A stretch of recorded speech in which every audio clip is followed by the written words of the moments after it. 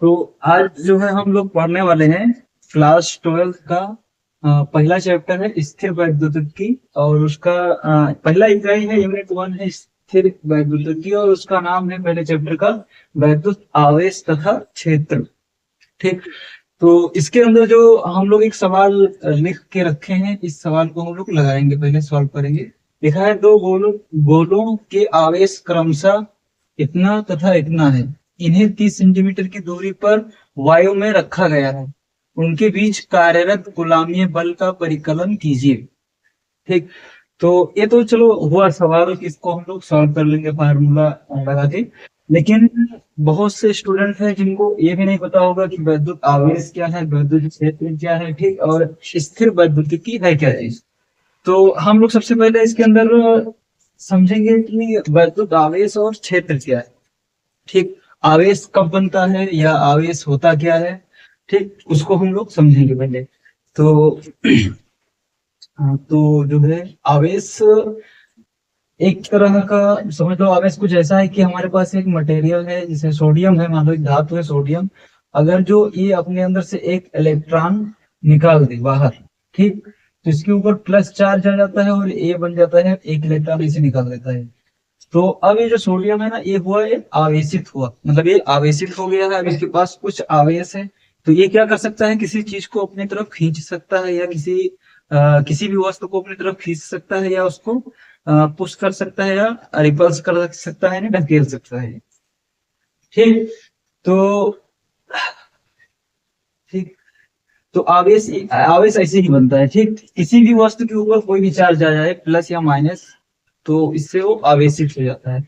तो आवेश और इसका क्षेत्र क्या है, जैसे मान लो सोडियम हमारे पास है, ये चीज हुआ आवेशित है, इससे एक इलेक्ट्रॉन निकल गया, तो ये आवेशित हो गया। ठीक। अब इसको हम बोलेंगे आवेश, या आयन भी बोल देते हैं। ठीक। या ये बोल सकते हैं कि ये आवेशित है, मतलब सोडियम इस समय आवेशित है, मतलब ये किसी भी चीज को खींच सकता है या ढकेल सकता है। ठीक। तो अब इसके चारों तरफ कुछ क्षेत्र होगा। ठीक। जब ये आवेशित हो जाएगा तो इसके चारों तरफ कुछ क्षेत्र बन जाएगा, ऐसे चारों तरफ ऐसे। तो अब इस क्षेत्र के अंदर, यानी इस एरिया के अंदर, अगर जो हम कोई दूसरी आवेशित वस्तु या लाएंगे, तो ये क्या होगा, इसकी तरफ या तो अट्रैक्ट होगा या दूर हटेगा इससे। ठीक। इस वाले जो सोडियम है, आयन जो है, इस या तो इसके पास आएगा या इससे थोड़ा सा दूर जाएगा। ठीक। तो ये हुआ आवेश। तो हमारे पास जो सवाल है, मतलब ये जो हम बताए ये क्षेत्र है। ठीक। इसका आवेश, मतलब जो आवेश की चारों ओर जो क्षेत्र है उसके बारे में मैंने बताया। तो अभी हमारे पास एक सवाल जो है उसको हम लोग देखते हैं, गुलामी बल क्या होता है। अच्छा, गुलामीय बल क्या होता है। गुलामीय बल दो आवेशित वस्तुओं के बीच में लगेगा। अगर जो दो वस्तु आवेशित हैं, तो इन दो आवेशित वस्तुओं के बीच में ही गुलामीय बल लगेगा। ठीक। तो या तो इन दोनों प्लस प्लस हैं, तो भी इनके बीच गुलामी बल लगेगा। या इनके बीच एक प्लस में है एक माइनस में है, तो भी गुलामी बल लग जाएगा। या दोनों माइनस माइनस में है, यानी इनके पास दोनों निगेटिव चार्ज है। ठीक। दोनों ऋणावेशित हैं, मतलब ये हुआ कि ऋणावेशित है। अगर जो प्लस है तो धनावेशित है। तो ऐसा हम लोग कह सकते हैं कि अगर जो किसी भी वस्तु के ऊपर धन आवेश है, तो उसको हम लोग बोलेंगे धनावेशित। ठीक। अगर जो ऋण है तो ऋणावेशित। ऋण आवेशित वही ऋण ऋण आवेशित वस्तु। ठीक। वस्तु। ठीक। तो ये हुआ आवेश होना। ठीक। ये तो हुआ कि ऐसे आवेश होता है, ऐसे आवेश बन जाता है। ठीक। तो अब हम लोग करेंगे क्या, हम लोग जानेंगे कि किन किन किन के बीच में गुलामी बल लगेगा, और किस तरह का बल लगेगा, आकर्षित होगा कि प्रतिकर्षित होगा। ठीक। बल जो होगा दो तरह के होते हैं, एक आकर्षित बल और एक प्रतिकर्षित बल। ठीक। अगर जो हमारे पास दो आवेश हैं, ठीक, दो वस्तु हैं, दोनों धनात्मक हैं, ठीक, तो इनके बीच में जो बल लगेगा वो प्रतिकर्षित बल लगेगा। ठीक। प्रतिकर्षित प्रतिकर्षित बल लगेगा। अगर जो एक प्लस और दूसरा वाला मतलब एक धनावेश और दूसरा वाला ऋणावेश है, तो इन दोनों के बीच में जो बल लगेगा आकर्षित बल, ठीक, प्रतिकर्षित या प्रतिकर्षण भी बोल सकते हैं हम लोग, प्रतिकर्षित और आकर्षित बल, ठीक है, प्रतिकर्षण भी बोलते हैं इसको, ठीक है। तो इन दोनों, इस दो तरह के बल यहाँ पे आवेश में लगने वाले हैं, ठीक है। अच्छा अच्छा, अगर जो दोनों धनावेश हैं तो इसको हम लोग सजातीय सजातीय बोल सकते हैं, ठीक, सजातीय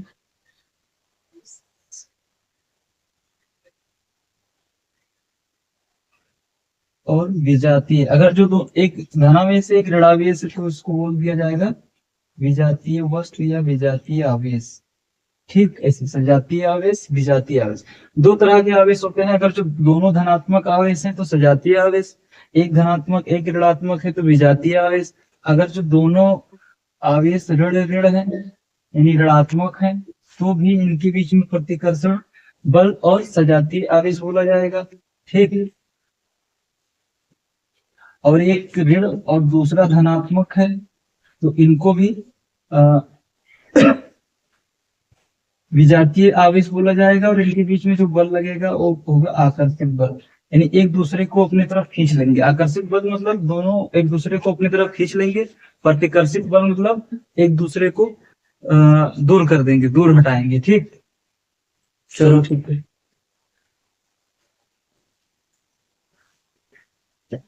तो अब हम जो है इसके अंदर ज्ञात करने वाले हैं, दो गोला हमारे पास है, ठीक, ये दोनों आवेशित हैं।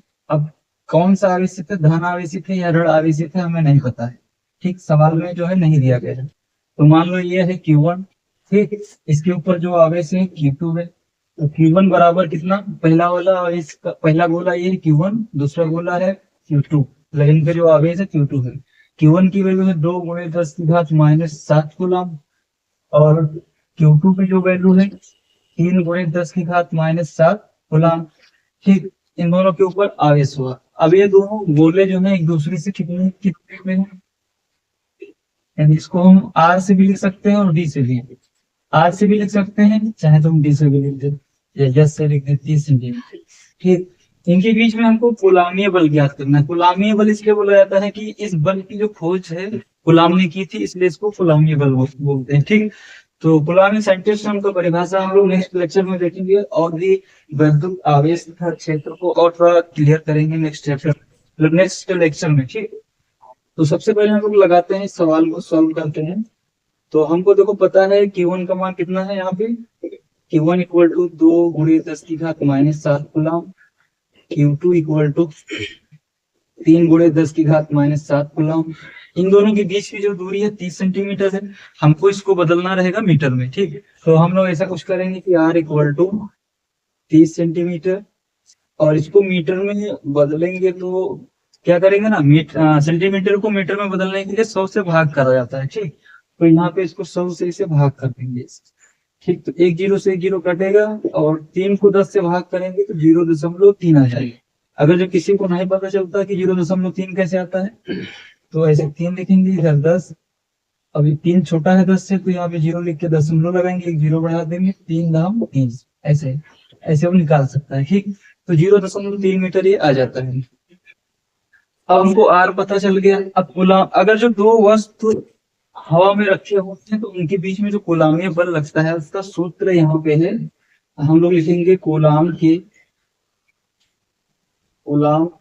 के नियम से, ठीक, कूलाम के नियम से F equal to Q1 Q2, एक minute, 1/4 pi epsilon 0 Q1 Q2 upon R square यहाँ पे लिख दिया जाएगा, ठीक। तो यहाँ पे देखो 1/4 पाई एप्सिलॉन 0 का एक वैल्यू होता है, तुमको क्या करना ना, कुछ चीजें जो मैं दे रहा हूँ उसको याद कर लेना। 1/4 पाई एप्सिलॉन 0 इक्वल टू 9 × 10⁹ होता है, ठीक। तो हम लोग डायरेक्ट जब वैल्यू पुट करेंगे इसके अंदर, 9 × 10⁹ गुणे Q1 की वैल्यू यहाँ पे देखो दिया हुआ है 2 × 10⁻⁷ गुणे Q2 की वैल्यू जो दिया हुआ है 3 × 10⁻⁷ बटा R² यानी 0.3 का होल स्क्वायर ऐसे कर दीजिए। अब देखो इसका जो वैल्यू है ना, ये 9 × 10⁹ ये वाला सारा वैल्यू इन सबसे गुणा में हो जाएगा, ठीक, इन सबसे। तो अभी हम लोग कर लेते हैं इसको, 9 × 2 × 3 × देखो 10⁻⁷ तो 2 बार है, नहीं 10⁹ है इसको लिख लें, 10⁻⁷ है इसको लिख लें, 10⁻⁷ है इसको भी लिख लें, और बटे में 0.3 × 0.3 2 बार लिख लेते हैं, ठीक। तो अब यहाँ पे हम करेंगे, देखो 1 दशमलव हटाया 0 बढ़ा दिया, यहाँ पे 1 दशमलव हटाया 1 0 यहाँ पे बढ़ा दिया, ठीक। तो अब यहाँ पे 3 हो गया, ये भी 3 हुआ, 3 एकम 3, 3 9 30, 3 एकम 3 काट देंगे, 3 3 कम है 30 आ जाएगा, ठीक। नीचे का सब कट गया, अभी बचता है देखो 30, 2 और 10, तो 300 यानी 600 आ जाएगा ये टोटल। गुणा करेंगे, 3 को गुणा कर दो 2 से, 2 को गुणा कर दो 10 से, मतलब 30 को गुणा करेंगे 2 से 60 आएगा, 60 को 10 से गुणा करेंगे 600 आ जाएगा। अब यहाँ देखो 10⁻⁷ 9 - 7 - 7 ये सब आपस में जुड़ जाएगा, ठीक। सही से जो चिन्ह है वही चिन्ह रहेगा, जोड़ने के बाद भी चिन्ह माइनस वाला है तो माइनस वाला ही रहेगा। तो हमारा जो ये आंसर आ जाता है इधर, इसको मिटा के इस बार नहीं रखते हैं, F = 600 × 10⁻⁹ और 7 7 14 -14, ठीक। 600 × 10⁻⁷ आ जाएगा कितना, -5, ठीक। तो इतने न्यूटन F = हम लोग इतना न्यूटन भी लिख सकते हैं, और ये 2 जीरो है, और चाहे तो हम लोग ऐसे और भी इसको कम कर सकते हैं, ठीक। तो ये लास्ट मतलब ये हमारा आंसर है, यही तक हम इसको सॉल्व करेंगे। अगर जो अभी भी आप लोगों को डाउट है कि ये आवेश में सही से नहीं समझ में आया है, तो इस आवेश के बारे में हम लोग कल फिर से आवेश और विद्युत क्षेत्र के बारे में नेक्स्ट चैप्टर में, मतलब नेक्स्ट लेक्चर में फिर से बात करेंगे, ठीक ठीक ठीक। तो अभी तक हमने एक सवाल किया था, अब फिर से एक सवाल और सॉल्व करेंगे। क्वेश्चन हमारा है सेम उसी तरह है, बस थोड़ा सा डिफरेंट है। इस बार जो है आवेश दोनों सेम दिया हुआ है, ठीक, एकदम सेम सवाल है। वैसे ही लिखा है 6.0 × 10⁻10 कूलाम के आवेश एक दूसरे से 2 मीटर की दूरी पर है, उनके बीच लगने वाले कूलाम बल का परिमाण ज्ञात कीजिए, ठीक। तो हमारे पास फिर से 2 आवेश हैं, ठीक, और वो दोनों इस बार एक दूसरे से 2 मीटर की दूरी पर है। इसका मतलब ये होगा कि हमारे पास 2 आवेश ऐसे रहेगा, ठीक। इसको हम मान लेंगे कि Q1 है, इसके ऊपर आवेश, और इसको Q2 मान लेंगे। ये दोनों एक दूसरे से 2 मीटर की दूरी पर है, 2.0 मीटर, यानी 2.0 लिखा है तो उसको हम 2 बोल सकते हैं, ठीक। तो 2 मीटर की दूरी पर है। तो Q1 की वैल्यू यहाँ पे तो दिया हुआ है 6.0, यानी 6 से लिख सकते थे।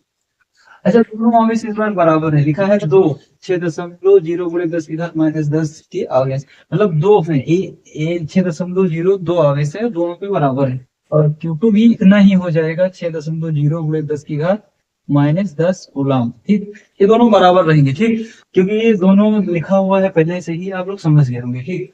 तो इसको भी सेम उसी तरह से कूलामी बल इसमें निकालना है, यानी योग का मान निकालना है। तो इसको भी वही फार्मूला बेस्ड सवाल है, डायरेक्ट हो जाएगा, हम लिखेंगे हल सबसे पहले। और Q1 का वैल्यू जो दिया हुआ है लिख देंगे 6.0 नहीं लिखता हूँ क्योंकि उसका कोई मतलब है नहीं। और Q2 = हमारे पास दिया है, वो भी इतना ही है। चाहते तो मैं एक लाइन में लिख सकते थे, लेकिन नहीं लिख रहे हूँ। 2 मीटर की दूरी पर है, तो हमने ऐसे कर दिया। अब हम लोग लगाएंगे कूलाम के नियम से, ठीक, लिखेंगे कूलाम के नियम से, कूलाम के नियम से। तो कूलाम का नियम जो है वो सूत्र उसका कुछ ऐसे है, F = 1/4πε0 Q1/Q2/R²। तो कूलाम का जो नियम है, जो सूत्र है, वो यही है। इसी सूत्र से ये सवाल को सॉल्व किया जाएगा। तो तुम लोगों को पता होगा कि पिछले वाले सवाल में हम बता चुके हैं इसका वैल्यू कितना है। इतना, ठीक। 9 गुणे 10 की घात 9। और हमें पता है Q1 का वैल्यू कितना है, Q1 का वैल्यू 6 गुणे 10 की घात -6, -10 सॉरी। और Q2 का जो वैल्यू है 6 गुणे 10 की घात -10 कूलम। और पूरे के नीचे बटा लगा दो, ठीक। R जो है 2 का स्क्वायर है, ठीक। तो ऐसा कर लेते हैं इसको, थोड़ा आसान करते हैं इसको। तो 9 6 6 एक जगह करते हैं, 9 गुणे 6 गुणे 6 गुणे 10 की घात 9। देखो सबका आधार सेम है, बेस सेम है, पावर जो है आपस में जुड़ जाती है, ठीक। गणित में यानी मैथ में ऐसा होता है कि अगर जो आधार सेम रहता है तो घातें आपस में जुड़ जाती है, ठीक। तो यहाँ पे सबका आधार 10 है, यानी बेस सबका 10 है, और उसकी पावर यहाँ पे दिया हुआ है कितना कितना, -10 -10 और 9। तो -10 -10, और इसका जब स्क्वायर करेंगे तो 2 का स्क्वायर यानी 2 के ऊपर स्क्वायर यानी पावर लगाएंगे, 2 की घात 2 है तो इसको 2 गुणे 2 ऐसे लिख के कर लेंगे, 2 दूनी 4। अगर 3 के ऊपर स्क्वायर लगा होता तो 3 गुणे 3 करते हैं, मतलब जितने पावर है उतने बार उसको गुणा कर लेंगे तो 3 3 का 9 आ जाता। लेकिन यहाँ पे 2 है तो 2 दूनी 4 यानी 4 आएगा, ठीक है जी। अब 2 दूनी 4, 2 तिया 6, 2 एकम 2, 2 तिया 6, इतना आ जाएगा। अभी 3 गुणे 3, 3 त्रिक का 9, 9 9 81 आ जाएगा, गुणे 10 की घात 9 -20। 20 में से 9 घटा देंगे, बचेगा कितना, -11 कूलम। एक मिनट सॉरी, कूलम नहीं, न्यूटन। जो बल का जो मात्रक होता है वो न्यूटन है, ठीक। तो यह का मान निकल के आया कितना, 881 गुणे 10 की घात -11 न्यूटन। यही हमारा आंसर होगा।